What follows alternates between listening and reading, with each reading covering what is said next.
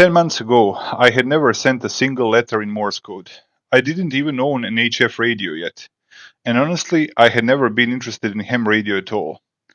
Today, I'm going to tell you how I went from complete beginner to making my first CW activation in a park.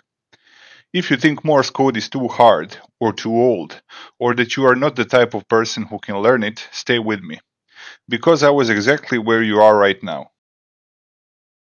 Welcome back to the channel. If you're new here, I do portable radio, antennas, and a lot of learning out loud, in public, mistakes included.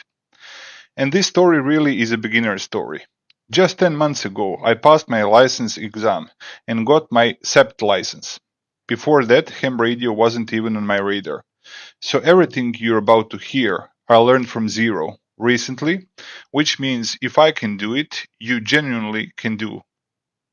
Let me walk you through exactly how it happened, step by step.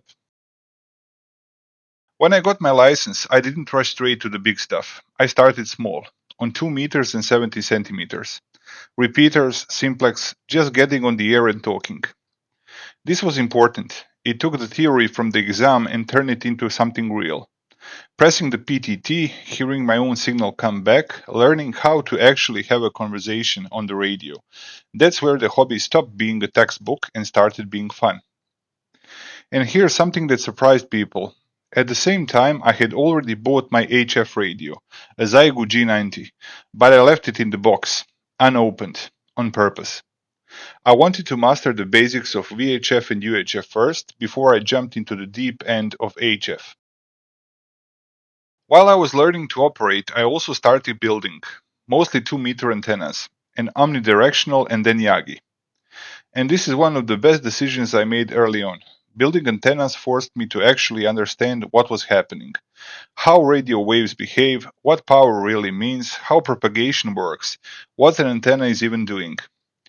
You don't just read about standing waves. You build the thing, you measure it, you change it, and suddenly it clicks. The theory and the hardware started teaching each other.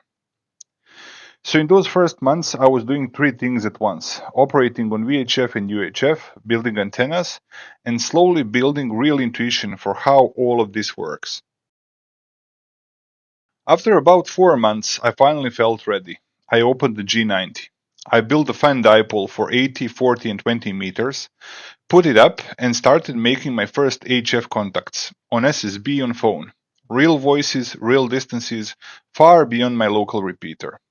That was a huge moment.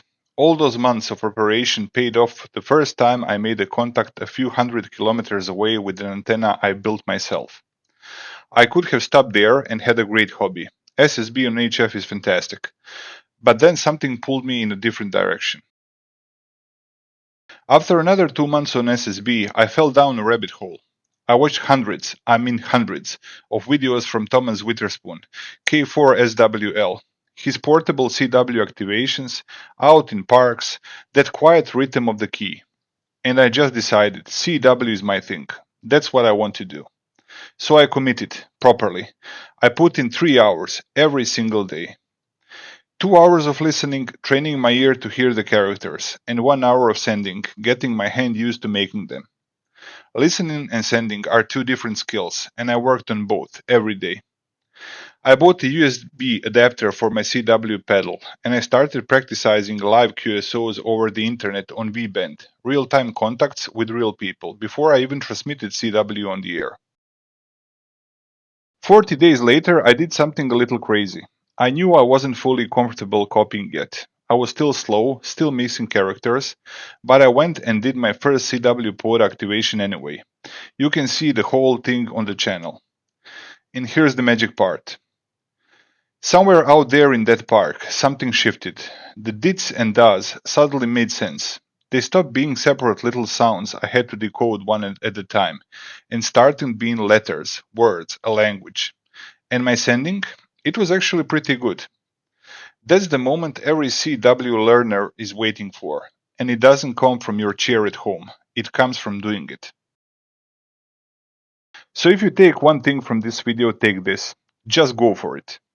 Even you're not proficient enough, even if you make a lot of errors, don't get discouraged.